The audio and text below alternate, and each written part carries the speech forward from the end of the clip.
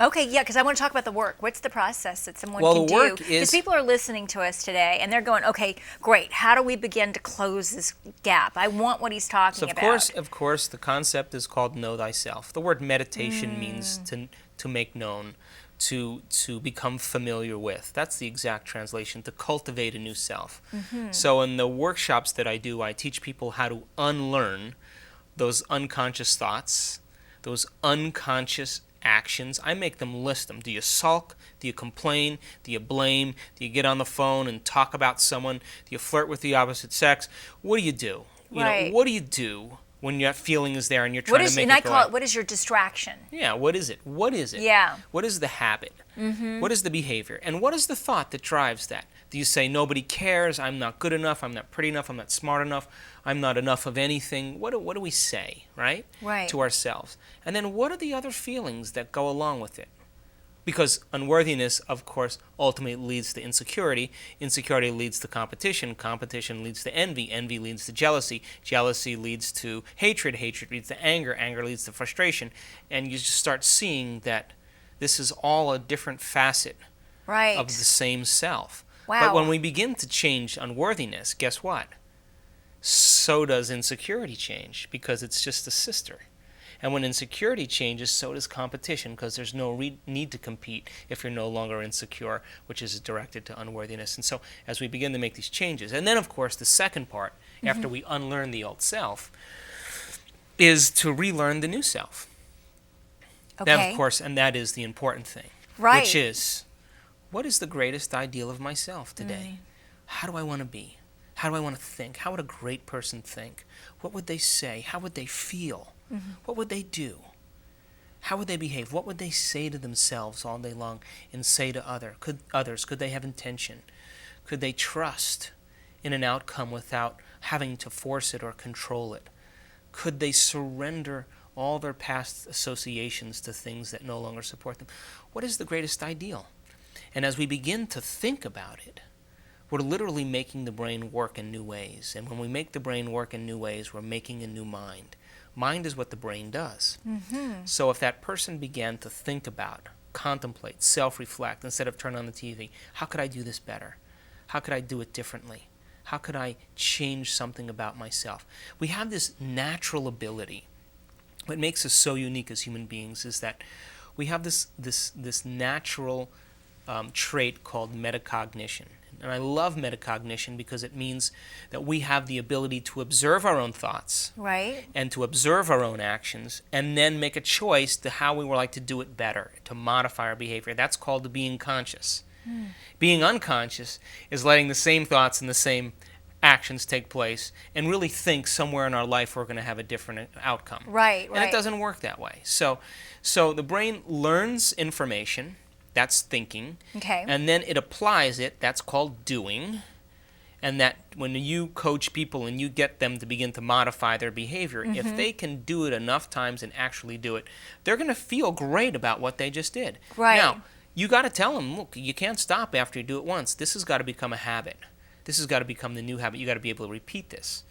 Now, when they're beginning to formulate the best ideal of their self, if they're not self-reflecting every single day, On a daily basis. That's exactly what I was going to if say. they're not doing their homework Right, and saying, let's see, how did I do today? I mean, I ask myself at the end of my day. I have a lot of my clients review their day Sure. and see how they this is exactly right. You have to self-reflect at the end of your day. You have to say, how did I do? Were my thoughts and actions aligned? Was my intention equal to my behavior? And was my behavior in alignment with my intention? Now, it doesn't have to be so formal, because when I ask myself, I say, Joe, how was it today? Right. Did you do well today? Did you live in that state of mind the whole day? And if I say no, then I say, where did I fall from grace? It was because of that incident with that person. And then, of course, my next question is, how could I do it better? And Do you ever ask why did I do it? Well, the why, Is the why important? the why is always related to an emotion, let's face it. It's just, it's what Okay. drives us to act in the old ways. Remember, the emotion is connected to a past event. Right. So the moment the emotion happens, we're going to start acting in the past, right? Right. So, but if I say, how could I do it better the next time? I don't have to deal with the emotion because I'm already rehearsing a new way of thinking and being. And I rehearse it enough times in my mind that I want the experience to happen again so that I could have a different outcome. So do you stop right then and there and rehearse it? Yeah, right You there. stop right then and there Yeah. and go over, and you'll review your day, and then you'll rehearse it as you would have wanted it to be, as you would have wanted to behave, or what I would you... rehearse it as what would I do the next time if the same incident Okay. happened again. So as Okay. I begin to plan my thoughts and actions and my feelings in the circumstance again, I'm literally adding new circuits to begin to work in new place. And of course in my lectures I talk a lot about we can change our brain just by thinking. Neuroscience shows that it's possible. When we begin to think in new ways, not only do we make a new mind, but we begin to string together circuits that become the platform of who we're going to become as that new self. Wow. This is amazing. Isn't it exciting? I mean, we really can change our lives. We really can become, because there's a saying, and you've heard this also, by the time we're 32 or 35, we are who we are, and we're just going to be this person for the rest of our lives, with our patterns and behaviors and thoughts and just everything that we do. And it's just so not true. It's not true. The thing is we memorize a feeling that becomes a part of our personality. Personality, neuroscience and psychology says, is a sealed deal by the time we're 35. We're going to act in predictable ways. Wow.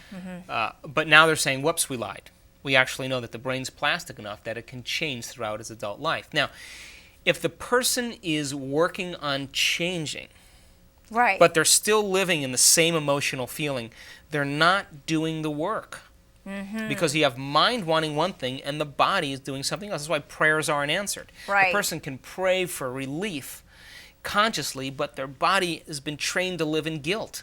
So they're guilty, and they're in one state of mind in the body, and they're consciously, and so they're suffering while they're praying. We have to rejoice. We have to bring ourselves up into a new feeling. Right. And right. that's how it works. And now we're putting a new mind in the body, and that, of course, then allows the personality to begin to make changes, because the personality is a complete set of chemical, neurological connections that we've just thought about and behaved in the same ways, and it just becomes hardwired. And this hardwiring process ends by the time we're 35, and with that hardwiring process comes a hardwired feeling. Right.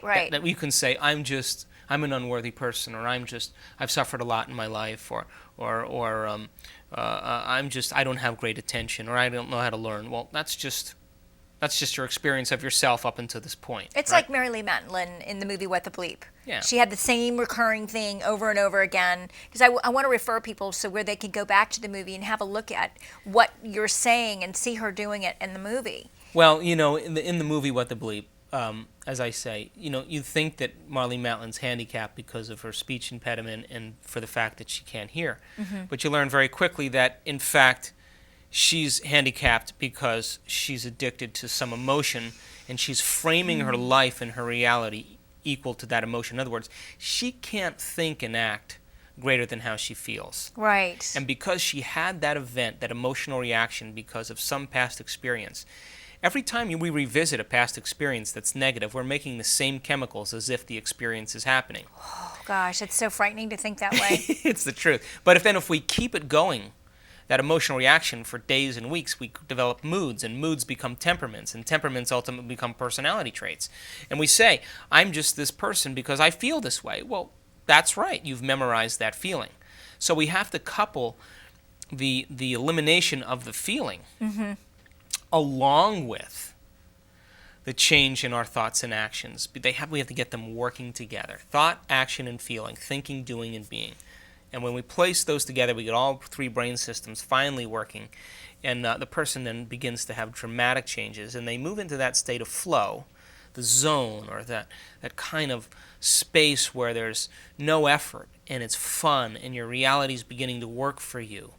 And as long as we're self-reflecting and checking, and to make sure that those habits don't creep in again, the truth is when the emotion is finally uprooted, I know that when I've uprooted certain emotional things and I've really done the work to take it out, Right. I'm so happy with myself. I love myself so much Right. that I'm in an expanded state. And when you're in an expanded state, the only thing you want to do is is give. Right. Because you want people to know how you feel, right? So Yes. I feel so great, so I Yeah. want you to feel the way I feel. So Yeah. here, take some of that. That's Yeah. how I feel all the time. Right, right. And then you got people moving from that limited state of survival, of war and competition, Ugh, right. and hatred, and dog eats dog, all of a sudden to this state Abundance. of altruism, So, of yeah, altruism, where you want to exactly. contribute to the whole, and when you give to somebody, you're actually making that feeling even bigger in yourself. Right, right. And of course, then we have a world that all of a sudden begins to flourish. Wouldn't that be something? Yeah. Wouldn't that be amazing? Yeah. Oh my God, this has been such an amazing conversation with you today. I so thank you so much for taking time out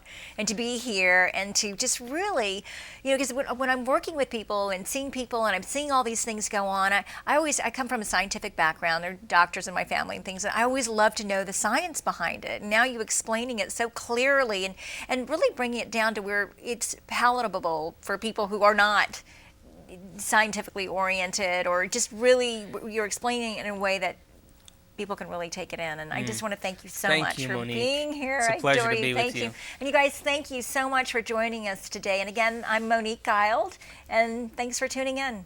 See you next time.